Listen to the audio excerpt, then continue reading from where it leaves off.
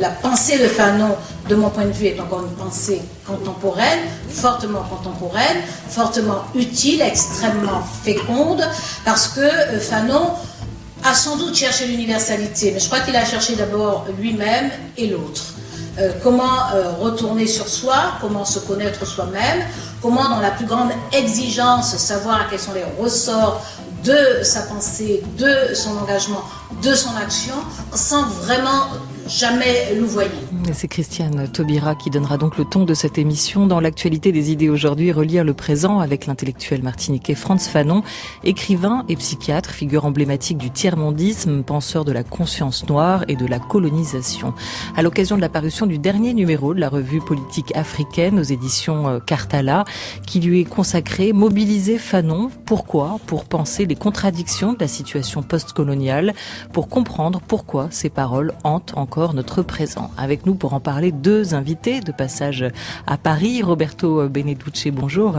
Bonjour. Vous êtes psychiatre et anthropologue italien, professeur à l'université de Turin, spécialiste des identités ethno-nationales, de la mémoire et de la violence. Et vous êtes l'un des principaux représentants de l'ethnopsychiatrie, notamment en Italie. De retour d'ailleurs en Italie, après avoir vécu et travaillé plusieurs années en Afrique et au Mali notamment, vous avez coordonné ce numéro de politique africaine. À vos côtés, Simona Taliani, bonjour. Bonjour. Anthropologue également à l'université de Turin. Vous êtes aussi l'une des collaboratrices du centre Frantz Fanon de Turin que vous avez fondé, Roberto, il y a quelques années déjà, en 96, me disiez-vous. Né à Fort-de-France, Frantz Fanon, des études à Lyon, médecin, il écrira Peau noire, masque blanc, suivra un engagement sans faille auprès du FLN pour l'indépendance algérienne. Il meurt très jeune, à 36 ans, d'une leucémie à Washington, d'où il écrira son œuvre principale, Les damnés de la terre, manifeste contre la colonisation et pour l'émancipation des peuples du tiers-monde. Simona Taliani, Frantz Fanon était assurément un penseur de son temps. Il faut, selon lui, ou il fallait, selon lui, décoloniser les esprits. Comment entendait-il s'y prendre, juste pour comprendre quelle était cette pièce maîtresse de sa pensée ?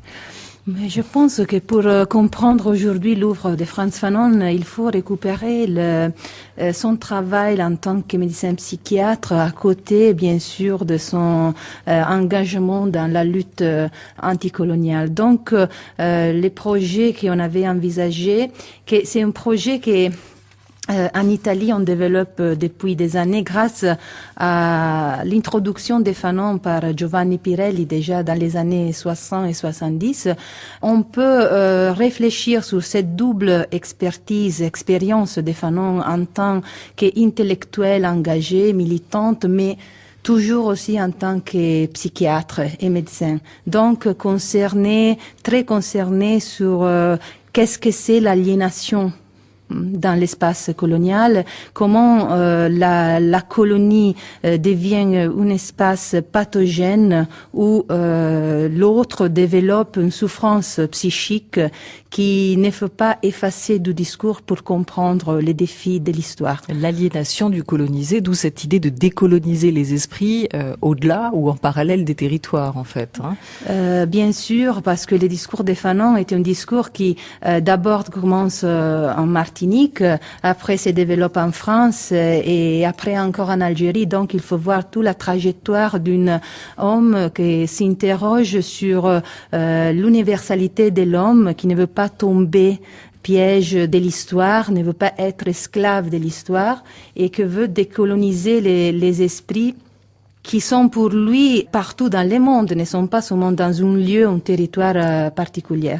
Donc, pour nous aujourd'hui, Fanon, dans cette perspective d'élargissement de la problématique, est un auteur qui nous aide à comprendre des phénomènes très actuels tels que l'immigration, les systèmes d'asile aujourd'hui, la violence qui hante notre ville et où l'aliénation est toujours là à nous rappeler qu'il faut se décoloniser. On est tous engagés dans un processus de décolonisation. C'est pas seulement l'autre en tant que nègre, ça Fanon nous rappelle toujours, c'est un discours pluriel qui prend tous, pas seulement la dichotomie nous-eux. Justement, sur cette question-là, on va écouter Aimé Césaire en 94 sur la conscience noire et voir comment se positionnait Frantz Fanon par rapport à cette question, celle de la négritude, de ce courant qui a été développé par Aimé Césaire. Combien d'Antillais j'ai connus en France quand je suis arrivé qui avaient honte de se dire Antillais, Martiniquais ou Guadeloupéens. Combien d'entre eux avaient encore honte de l'Afrique et qui se disaient sud-américains. Oui, ils étaient prêts à être créoles, mais ils ne revendiquaient pas du tout la qualité africaine. Non. Eh bien, c'est cet aspect de l'héritage, parce que négligé, parce que avili, parce que déprécié, c'est celui-là que j'ai revendiqué. Et c'est pour cela qu'il fallait rétablir une vérité historique. Nous étions dans un monde de fausses valeurs, et elles étaient fausses, et tout simplement nous avions hérité des valeurs qui avaient été inventées à l'usage des colonies par la classe dominante, mais pas autre chose. Alors il voit, Frantz Fanon, dans le courant de la négritude développé par Aimé Césaire, entre autres, un instrument important de la conscience noire, mais Roberto Beneduce, vous nous rappelez aussi que pour lui, et c'est ce que vous écrivez, toute attitude, tout regard qui fige et condamne l'autre a occupé la position que le stéréotype colonial lui assigne. Ça, il refuse. Hein. Sans doute, et c'est ce que Fanon peut faire parce qu'il a une capacité de développer, de dépasser même les concepts qui semblent les plus forts à l'époque. C'est aussi avec la négritude qu'il développera un dépassement de ce concept là où il perçoit les risques de figer dans une sorte d'idéalisation statique du noir, ce que pour lui, par contre, doit être conçu comme un processus de dépassement uninterrompu, sans cesse. Donc, on ne peut pas penser seulement dans des catégories dichotomiques, blanc-noir. On ne peut pas, même s'il souligne l'importance de passer à travers cette phase, mais on ne peut pas s'arrêter là. Il faut aller au-delà de cet orgueil noir pour aller voir comment la colonisation, comment l'aliénation se reproduit n'importe où. Et lorsque Aimé Césaire disait que on arrive en France, on n'a pas le courage de se dire martiniquais, africaine, etc. Je pense que on a connu en Italie des immigrés venant du Pérou, des campagnes ou des Andes qui n'arrivaient pas à le dire et se disaient que provenant de Lime. Parce que là aussi, il y a une sorte de honte qui associe au noir beaucoup de dominés, beaucoup d'humiliés. Fanon s'adresse à tous les humiliés du monde, c'est ces mots. Et donc, c'est déjà dans cette ouverture que nous retrouvons un discours de Frantz Fanon qui va bien au-delà de la condition noire. Donc, c'est là que se trouve l'universalité de sa pensée. C'est un mot qui est important à comprendre. Oui, sans doute, parce que lorsqu'il parle des humiliés, lorsqu'il parle des derniers de la terre, il veut faire de son discours un projet politique qui ne se limite pas à la colonie et au moment colonial. Pour lui, la désaliénation, c'est un processus infini et l'image que vous avez donnée, décoloniser pas seulement les territoires, mais aussi les esprits, et vice-versa, c'est une image bien adéquate, appropriée, parce que pour Fanon, les colonisés ont été rendus par les colonisateurs comme des objets à la même manière que les territoires, les savanes, les forêts, etc. Donc c'est à la fois un processus qui veut libérer le territoire et les hommes et les femmes. Dans cette perspective, son discours est décidément très moderne et à l'époque sera compris seulement en partie. Donc l'effort aujourd'hui de lire Fanon doit passer nécessairement par une relecture capable de retrouver tous les fragments ignorés au cours de ces décennies de sa pensée et de son écriture. Roberto Beneduce, Simona Taliani, on a évoqué la décolonisation des esprits, rapidement aussi cette question de la conscience noire et de la négritude. Il y a un troisième point qu'il faut aborder avant de remobiliser Frantz Fanon pour comprendre aussi des enjeux peut-être plus contemporains, c'est qu'il ne condamne pas la violence révolutionnaire. C'est-à-dire que pour lui, il y avait une certaine forme de violence qui était légitime.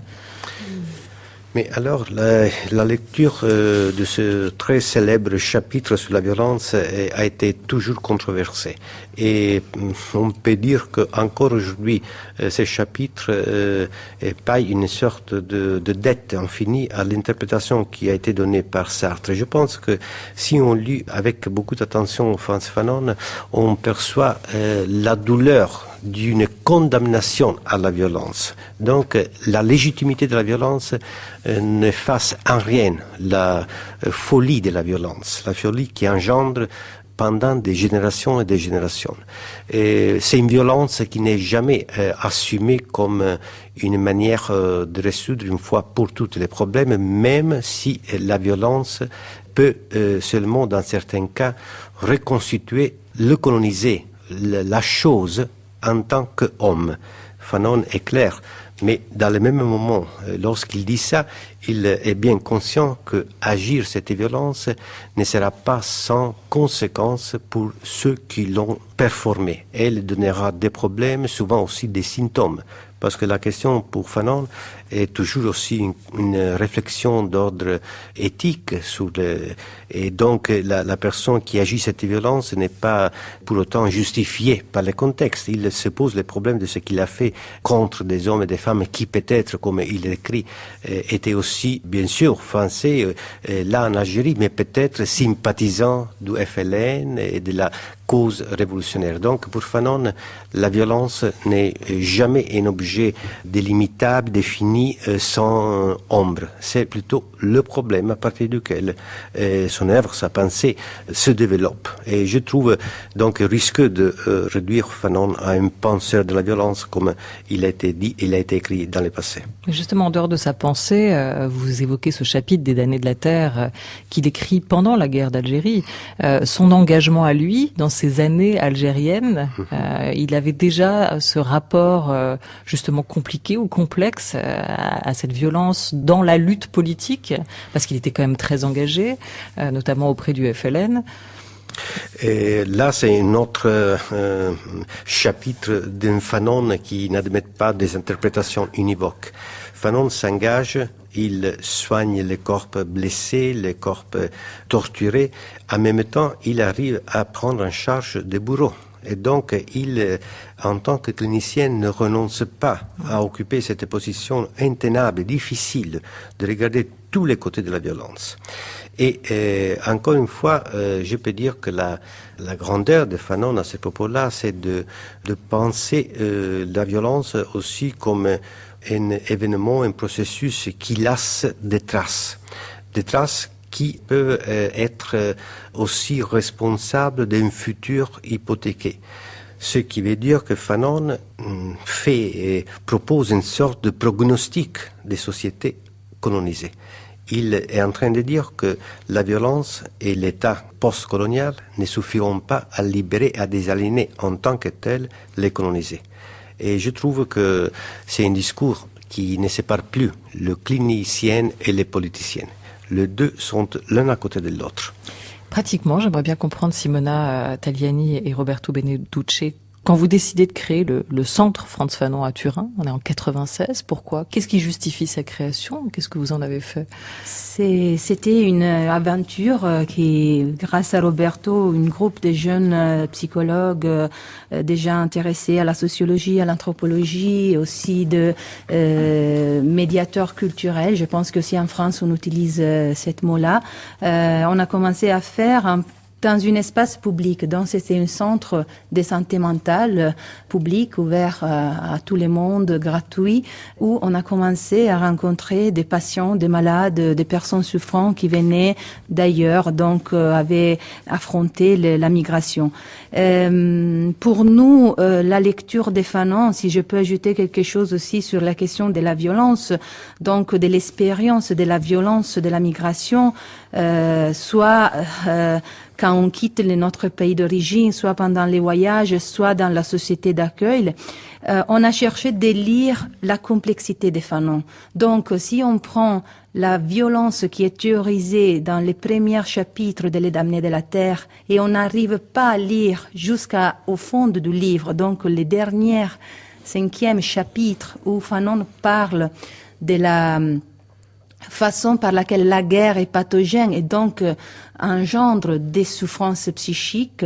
Donc pour lui, la question de la violence était sur un terrain très concret parce que chaque jour à Blidanjonville, il rencontrait des malades souffrants qui avaient commencé à développer leur souffrance dans une atmosphère de mort constante et pérenne. Donc on a cherché de travailler au Centre Frantz Fanon en tenant en compte cet profil de la souffrance. Pas réduire la souffrance seulement à la dimension individuelle, privée, intime, bien sûr il y a cette côté, pas tomber dans la folklorisation de la culture comme solution clé facile pour résoudre les problèmes de l'autre, parce que quand on a en face des problèmes tels que la migration, on a une culture qui est déjà fragmentée, qui est déjà affaiblie par les processus de la migration même.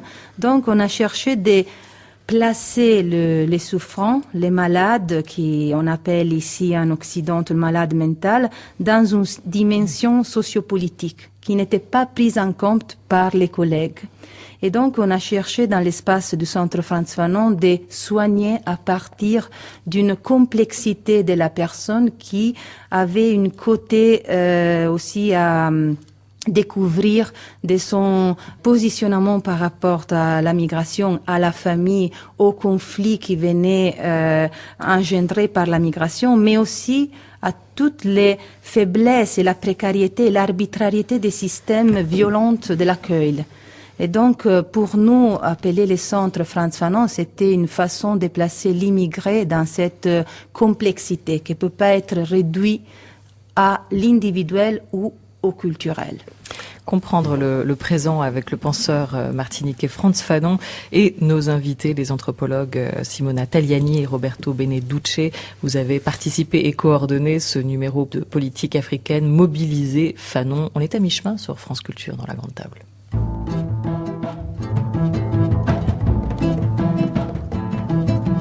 France Culture. La Grande Table. Olivia Gesbert. Comment remobiliser Frantz Fanon aujourd'hui? On va écouter ce qu'en dit, parce que c'est très proche de ce que vous évoquiez, Simona Tagliani, Achille Mbembe, le chercheur, philosophe camerounais, théoricien du postcolonialisme, qui lui aussi réutilise la pensée de Frantz Fanon.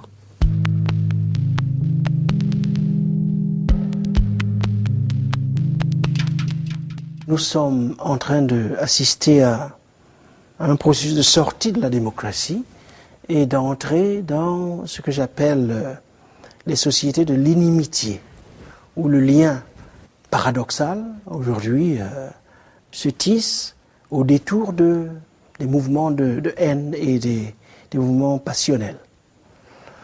Et donc, j'utilise Fanon pour essayer de poser un regard, je dirais, post-fanonien sur ces transformations de très grande ampleur qui marquent notre entrée dans le XXIe siècle. Le Fanon qui m'intéresse ici est un double Fanon.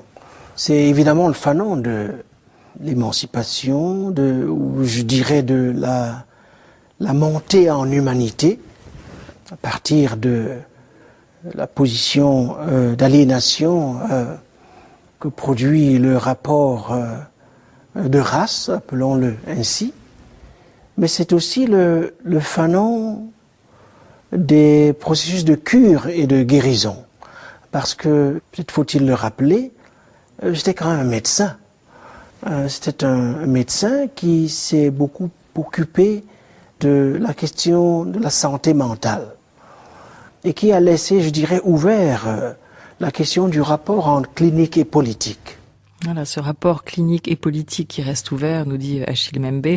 Comment guérir ceux qui sont marqués par des souffrances et presque de société tout entière, hein, Roberto Beneduce, c'est ce qu'on évoquait avec la question des migrants à l'instant avec Simona Tagliani et cette nomination ou dénomination que vous avez donnée au centre que vous avez fondé à Turin. Mais c'est pour rattacher ces choix aussi à l'histoire de l'ethnopsychiatrie italienne, qui, bien avant, avait commencé à réfléchir sur le lien indissoluble entre politique et clinique, entre souffrance et contexte social. Donc, en Italie, il y avait un terrain particulier pour accueillir l'héritage de Frantz Fanon et peut penser à partir de son héritage une prise en charge des immigrés. Je souligne que, effectivement, c'est récent, le retour des historiens, des philosophes sur les Fanon cliniciennes. Parce que je pense que là, c'est un chapitre fondamental aussi pour lire les pages les plus philosophiques et les plus politiques de Fanon. Fanon demeure clinicienne de l'histoire. Il veut soigner l'histoire, il veut soigner la société. Et donc, il le fait avec le langage, les métaphores et les utiles des médecins. Et par rapport à la violence, le mot inimitié, c'est un mot cher à Chimbembe. Il nomme son dernier livre par ce mot. Je crois que nous retrouvons une sorte de cohérence de ces lignées que je viens d'évoquer. Fanon, pendant sa vie, a lutté contre la violence des catégories diagnostiques. Ce qui, pour nous, est fondamental aujourd'hui. En Italie, on a fait un travail de révolution dans le monde de la psychiatrie pour lutter contre la violence des catégories et des institutions psychiatriques. Maintenant, nous reprenons cette analyse pour lutter contre la violence des catégories médicales appliquées aux immigrés, par exemple. Et donc, voyez-vous comment il ne s'agit pas uniquement de fragmenter l'immigré entre son individualité, son côté culturel, son côté politique, mais de recomposer des personnes entières. Question à laquelle vous êtes quand même particulièrement sensible et sujet aujourd'hui aussi en Italie. On parle beaucoup de Lampedusa et des nombreux réfugiés qui arrivent sur les côtes italiennes ou sur cette île de Lampedusa. Alors du coup, comment on peut relire cette crise des migrants aujourd'hui à travers la pensée de Frantz Fanon ? Mais Frantz Fanon n'avait pas évidemment tout imaginé et pas prophétisé ce qui se passe aujourd'hui. Mais avec d'autres penseurs tels que Ghassan Hage, Fanon donc nous aide à voir qu'est-ce qu'il y a dans le vocabulaire de l'accueil des immigrés. Si on fait une analyse des mots utilisés, on retrouvera encore une fois à peine masqué le mot de la colonie, qu'il s'agisse par exemple des centres de rétention administrative. Et là, la logique, c'est pas très éloigné de ce qui s'est passé dans la colonie. Ce qui se passe aujourd'hui dans les campements des immigrés ou dans leur encerclement dans des endroits souvent éloignés de la ville, on retrouve les concepts de villagisation qui avaient marqué la politique coloniale. Donc Fanon nous aide, nous permet de lire aujourd'hui aussi la violence institutionnelle, la violence des lois, à la lumière de ce que la colonie n'avait pas pu résoudre, c'est-à-dire la relation à l'autre, qui est aussi une relation spatiale difficile et complexe. Je dirais seulement que le fantôme de l'immigré, du demandeur d'asile, porteur des violences terroristes, ajoute encore une fois toute cette longue durée du malentendu par rapport à l'autre. L'autre continue à être objet suspect. Donc d'un côté, la victime, le pauvre immigré qui a besoin d'être soutenu. De l'autre, quelqu'un qui menace. Et là, c'est effectivement la même perception double qui a caractérisé tous les regards coloniaux. Alors justement, vous écrivez « Pourquoi parler de Frantz Fanon aujourd'hui ?» Roberto Beneduce, depuis sa mort, écrivez-vous, les idées de Frantz Fanon ne cessent d'être interpellées devant l'histoire, les luttes contre la ségrégation raciale aux États-Unis, les guerres du Congo, l'apartheid en Afrique du Sud, la colonie et les attentats suicides en Palestine, les contradictions de l'Algérie post-coloniale ou plus récemment Boko Haram, même lorsqu'on avait l'impression qu'elles étaient oubliées. Fanon, pour vous, est un merveilleux compagnon de voyage puisqu'il nous aide à nous questionner sur les ombres de notre temps, la condition aussi des humiliés de tous les pays du monde. Fanon reste un incontournable dans sa fusion, écrivez-vous enfin, entre l'affectif et l'analytique. Ce qui est intéressant aujourd'hui, c'est comment on peut aussi essayer de comprendre une question qui nous préoccupe en Europe, celle du terrorisme. Est-ce qu'on peut là se limiter à une approche psychanalytique des terroristes? Est-ce que c'est pas le risque? Ça, c'est quelque chose effectivement à éviter. Parce que, alors que nous dit Fanon? Il ne porterait nulle part. Le terrorisme ne peut pas être réduit à des catégories psychanalytiques ou médicales. Mais il faut reconnaître qu'il y a en tout cas un lexique qui est souvent proche de la folie. Il y a tout un imaginaire qui est souvent proche du délire. Donc il faut reconnaître que dans l'espace du terrorisme, tout en reconnaissant l'économie, l'intelligence, la rationalité de ces réseaux, il y a des personnes, des hommes, des femmes qui sont dans une perspective qui est déjà proche de la folie. Donc il y a cette proximité qui, à mon avis, permet d'engager un dialogue avec Frantz Fanon. Parce que justement, il y a un moment où la violence n'est plus politique et n'est pas encore pathologique. Il y a l'image de deux garçons qui tuent tout d'un coup leur compagnon de jeu sans raison, uniquement parce qu'il est français. Et là, c'est un comportement qui, Fanon décrit en Algérie, produit d'une relation pathologique entre les dominants et les dominés. Je pense que si le terrorisme prend cette fois, pas toujours nécessairement, mais parfois il prend une forme ambiguë, suspendue entre le pathologique et le politique, c'est justement parce que quelque chose de cette relation perverse qu'on a reconnu typique de la colonie continue à hanter le présent. Donc, sauf que la colonisation est terminée. On est effectivement dans cette situation post-coloniale que vous décrivez. Pas partout. Il y a encore là, quelques vous colonies. Vous évoquez l'exemple de l'Algérie. Oui, mais après l'Algérie, j'ai évoqué aussi les cas palestiniens. Et là, c'est encore une colonie. On parle de colonnes. Donc, effectivement, il faut admettre qu'il y a quelque chose de la colonie qui continue à hanter, même s'il y a pas mal de différences, notre présente. Fanon, il le dit, ne permet pas à notre pensée de trouver une sorte de tranquillité dans les catégories. Il faut toucher les conflits partout, dans les individus comme dans les analyses politiques, les définitions qu'on fait aujourd'hui des processus migratoires qui parfois cachent des hypocrisies énormes. Donc, Fanon, c'est aussi un antidote contre les hypocrisies de nos gouvernements humanitaires. Alors, il y en a beaucoup qui blâment un peu cette approche fanonesque, quelque part, quand vous évoquez ces jeunes nés en Europe qui sont tout à coup gagnés par une haine et une douleur, celle d'une blessure ancienne qui visiblement ne parvient pas à guérir. C'est vrai qu'il y a toujours ce danger, à résumer ça, une sorte de refoulé du colonisé, de réduire l'acte violent à sa dimension psychologique, de victimiser des auteurs, par exemple, d'attentats, puisqu'on parle d'eux, en les catégorisant comme des opprimés, voire d'entrer dans ce qu'on appelle cette culture de l'excuse, d'une colonisation mal digérée. Je pense à un chercheur comme Gilles Kepel, mais il y en a beaucoup en France, un politologue comme lui, qui est l'auteur de Terreur dans l'Hexagone ou de La Fracture, récemment chez Gallimard, et qui fustige ces intellectuels tétanisés par la culpabilité post-coloniale. Est-ce que c'est pas votre propre culpabilité qui est en train de ressurgir? Lévi-Strauss disait que l'anthropologie effectivement a comme source la culpabilité. Non, je ne me sens pas coupable. Je pense que même Fanon n'aurait pas accepté cette perspective de la culpabilisation. Plutôt, il faut reconnaître que le terrorisme se nourrit aussi de conflits qui ne sont pas encore résolus. Donc, il faut admettre que la violence aujourd'hui ne peut être imaginée d'une manière linéaire. Et donc, il faut retourner sur Fanon parce qu'il avait justement mis en lumière la complexité et la multiplicité des raisons de la violence, bien au-delà de la situation coloniale. Simona Taliani. Oui, je voudrais ajouter un petit mot, même si je suis pas un expert de terrorisme, mais je reprends la suggestion d'Achille Mbembe quand il a dit « je voudrais être post-fanonien, je voudrais être un intellectuel post-fanonien ». Je pense qu'Achille Mbembe, comme des autres intellectuels africains, tels que Joseph Tonda, nous aide à comprendre que l'expérience vécue d'avoir une dominante qui a gagné sans raison peut bien développer génération après génération.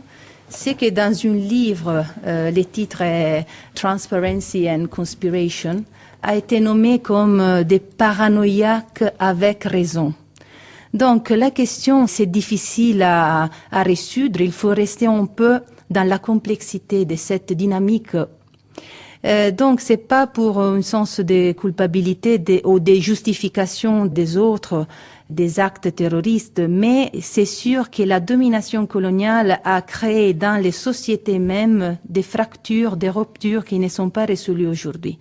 Et donc on est dans la blessure encore. On n'est pas avec la cicatrice, déjà formés.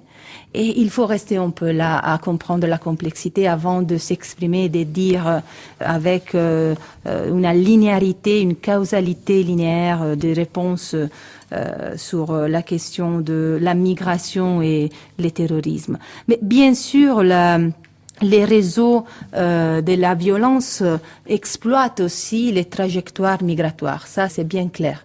Mais il faut faire attention à confondre les deux phénomènes. Vous avez travaillé notamment aussi, Simona Taliani, sur les techniques du corps selon Frantz Fanon. C'est intéressant sur une question comme celle du voile qui nous occupe beaucoup aujourd'hui en France. Je ne sais pas comment c'est chez vous en Italie en ce moment. Est-ce que c'est à ce point-là un sujet de conversation pour les jeunes filles françaises, musulmanes, qui choisiraient de se voiler ou de se revoiler? Quand on parle de revoiler, c'est généralement par rapport à la génération des mères. Ce retour du voile quelque part, c'est aussi une problématique en Italie? Non, je ne peux pas dire que c'est une vraie problématique en Italie. C'est plutôt utilisé parfois par des partis politiques, mais c'est pas quelque chose qui concerne vraiment la société italienne.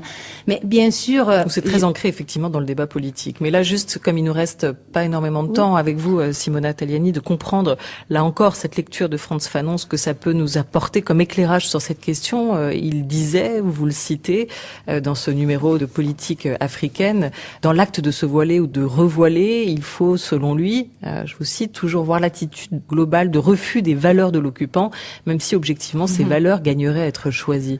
Ça c'est une phrase qui m'a étonnée beaucoup. J'ai lu et relu beaucoup de fois les textes L'Algérie se dévoile, parce que c'est vrai que c'est une véritable analyse du dynamisme historique du voile. Fanon nous donne la trajectoire de la position de la femme et de la possibilité de la femme de négocier, de contracter avec au moins 3 sujets. La soit-dit tradition patriarcale, les colonisateurs, mais aussi les révolutionnaires. Donc, la femme algérienne se présente comme une femme capable d'interagir sur au moins 3 registres différents par rapport au père, par rapport aux colonisateurs, par rapport au mari, compagne de lutte coloniale. Mais Fanon, à la fin de son texte, arrive à dire que les valeurs du colonisateur, d'une certaine façon, il s'exprime, il prend position, sont des valeurs qui sont des bonnes valeurs, mais c'est difficile de l'accepter dans une situation où sont imposées avec de la violence. C'est la même position, la même trajectoire qu'on voit dans les mêmes livres, l'année 5 de la Révolution algérienne, dans les chapitres médecine et colonisation. Donc, quelles conditions il faut pour accepter des valeurs qui sont des bonnes valeurs, mais qui sont données d'une façon tellement humiliée, tellement hantée par l'histoire, qui ne peut pas être acceptée par l'autre. Ça, c'est vraiment un point d'intérêt incroyable encore aujourd'hui. Roberto Beneduce, le mot de la fin, on peut peut-être terminer sur ces mots de Christiane Taubira avec laquelle on a ouvert. Nous savons d'où nous venons, mais nous ne sommes pas des êtres du passé. Nous devons tracer notre chemin, suivant la route donc de Frantz Fanon. Et puis Aimé Césaire à son sujet qui parlait d'un esprit de scandale démystificateur. Vous, le dernier mot, ce qu'il faudrait retenir sur Frantz Fanon? Mais je pense que c'est vraiment dans l'effort de retrouver toutes les forces de cette ouverture vers le futur qu'il y a la possibilité aussi de sortir de ce cauchemar de notre présent. J'ai trouvé une fois une étudiante en France qui me demandait de venir faire son stage en Italie, là où il n'y avait pas le problème du voile. Donc, il faut vraiment trouver nous-mêmes les possibilités d'ouvrir des espaces de proximité, de complicité, de tranquillité, au lieu d'être obsédé par la peur de l'autre. Je pense que regarder le futur signifie aussi ça. Mobiliser Fanon, c'est le 143e numéro de la revue politique africaine édité par Cartala. Merci beaucoup Simona Taliani et merci à vous Roberto Beneduce. Merci à vous. Merci.